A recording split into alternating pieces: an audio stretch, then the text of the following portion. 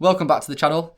And today on this video, we're going to be doing a review of our first year. This is going to include our best bits, learnings, failures, and overall some tips to people who either haven't got a YouTube channel, who are small, and even some of the larger accounts. I think we could offer some advice to you. I think we could. So, we're going to start off with our biggest win since starting this channel.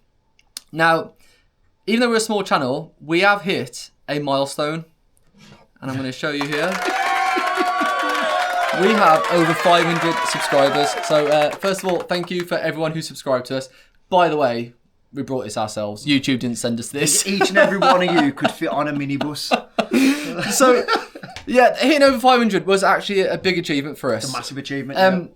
Because when you first start out and you put a video up and you get like 12 views and nobody subscribes, to hit that was a huge achievement for us. We didn't expect it. So I know it's only 500, but that's a great start. We appreciate each and every one of you for pressing that subscribe button and not unsubscribing. Yes, thank you very much. So hitting over 500 subscribers was definitely one of our biggest wins.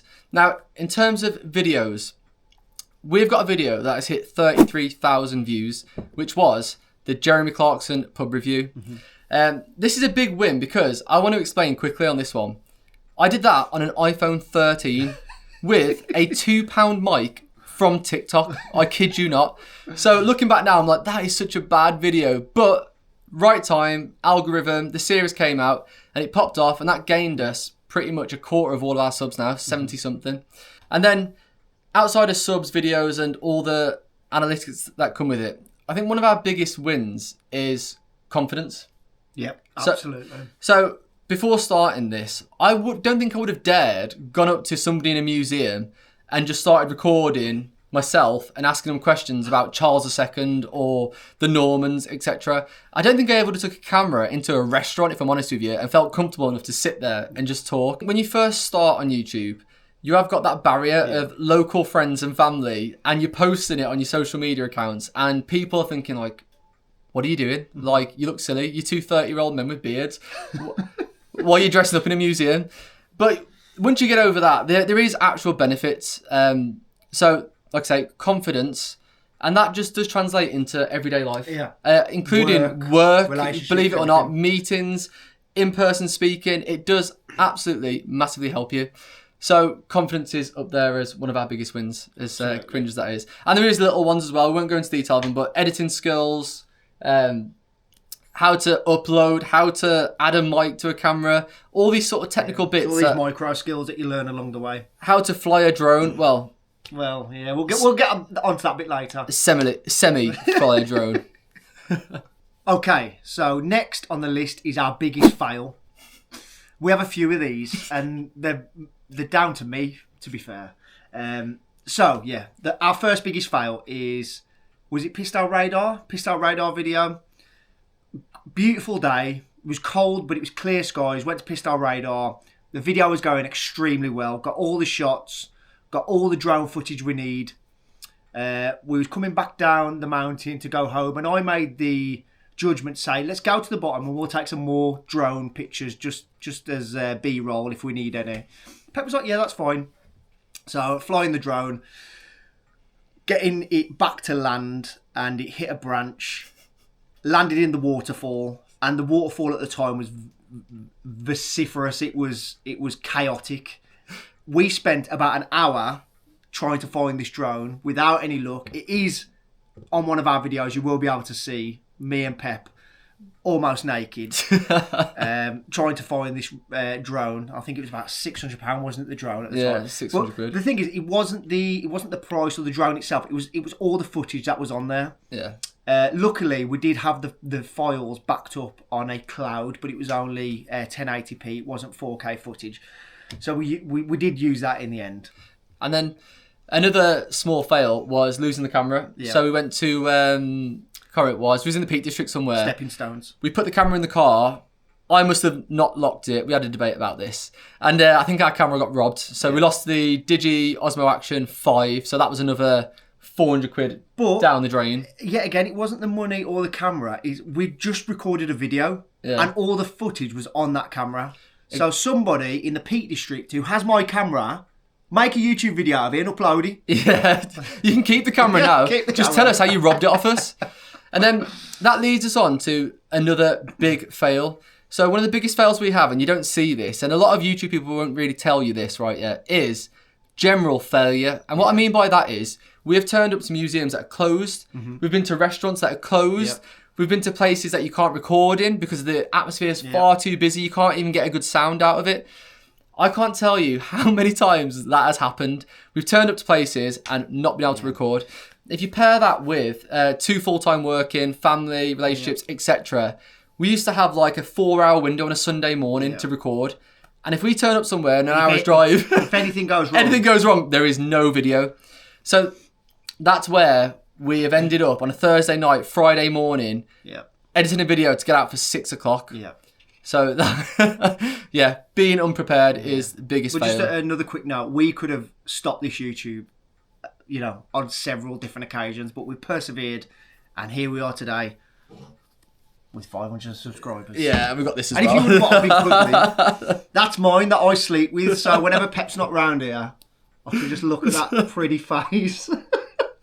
One more biggest fail for you is the efforts that you put in. Yeah. So, we've got a video which is go-karting in Snowdonia, and I spent 10 hours easily editing that to make it funny with Joe's music, my music, me going slow, him going fast, etc. Uploading it thinking this is an absolute banger of a video, so funny.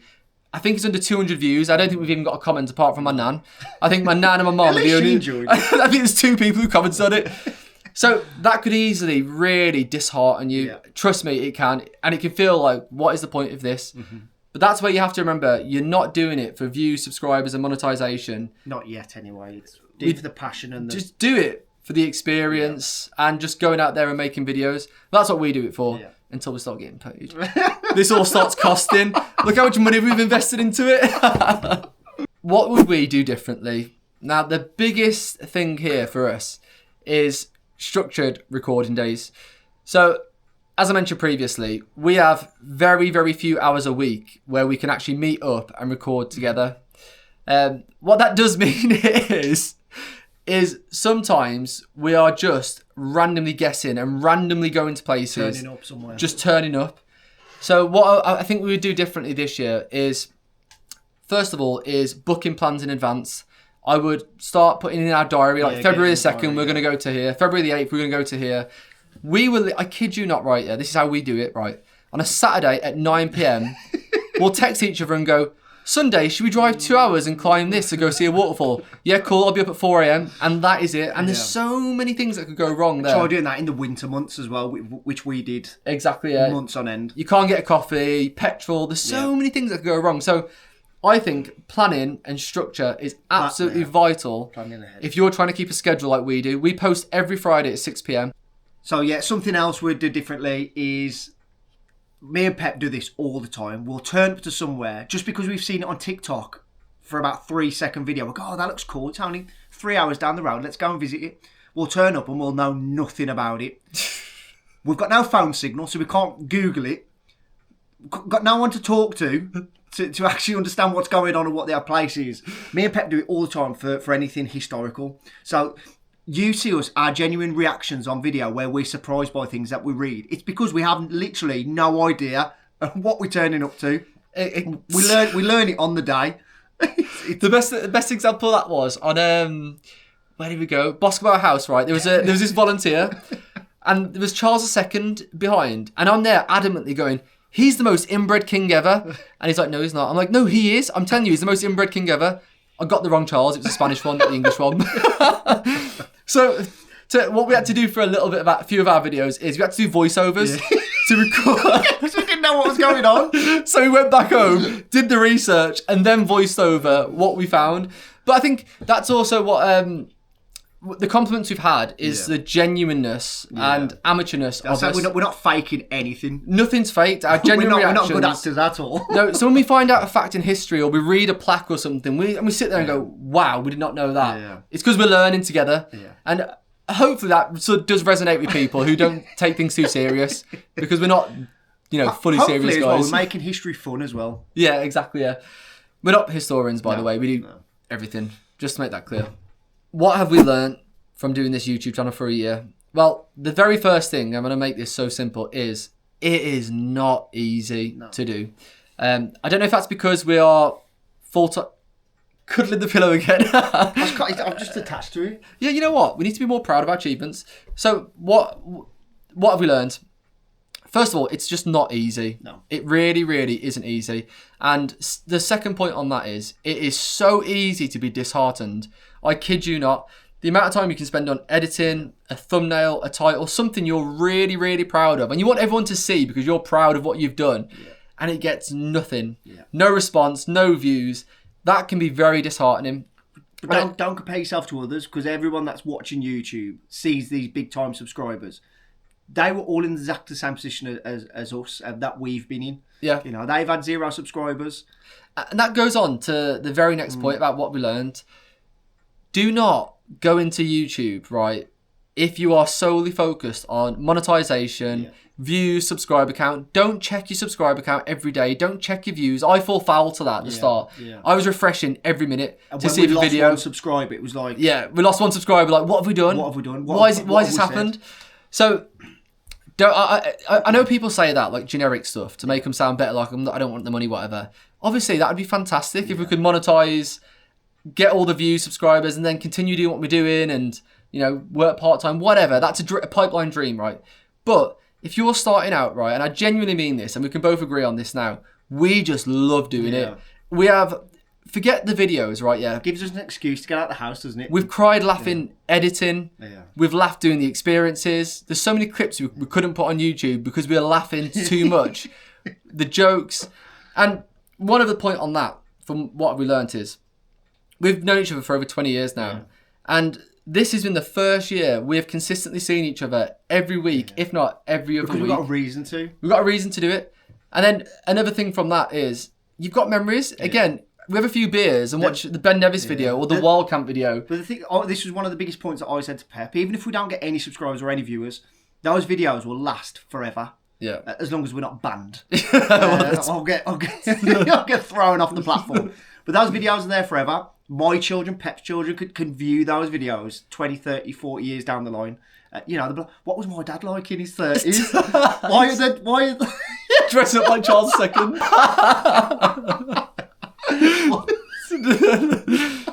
so yeah, they're the main bits.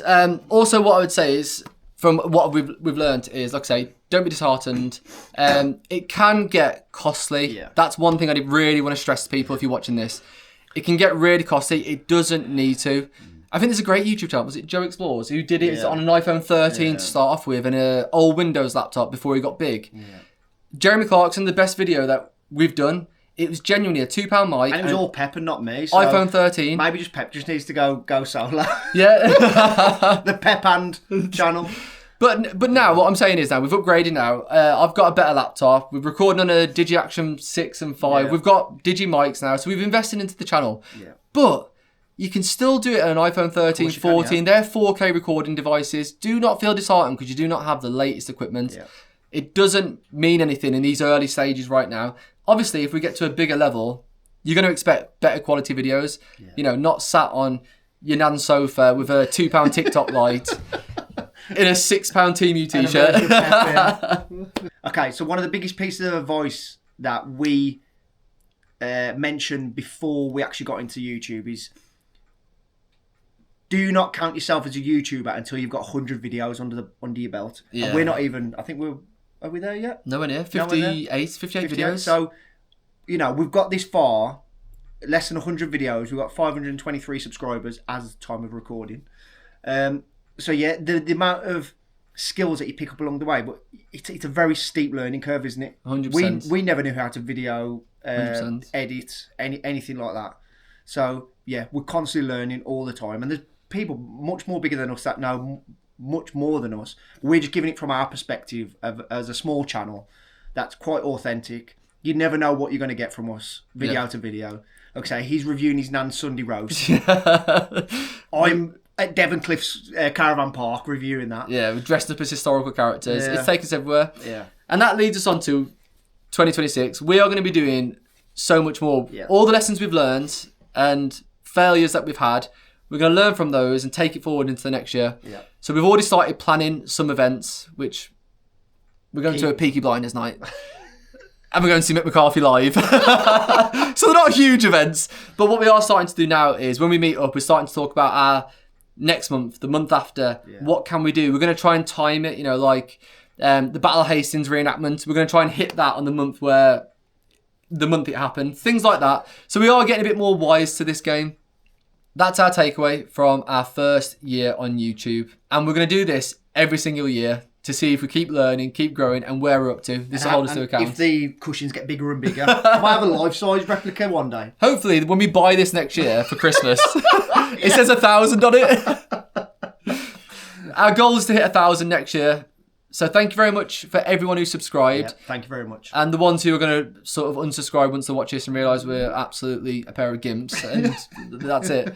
No, we really do appreciate it. Thanks for all the comments. They're so funny. Even the hateful ones are funny. But I like reading them. They make me laugh. I've got nothing else to do in my life. Hope you had a great 2025. Yep. This is now 2026 as you're watching this. Have a great year. And we'll catch you at the next one.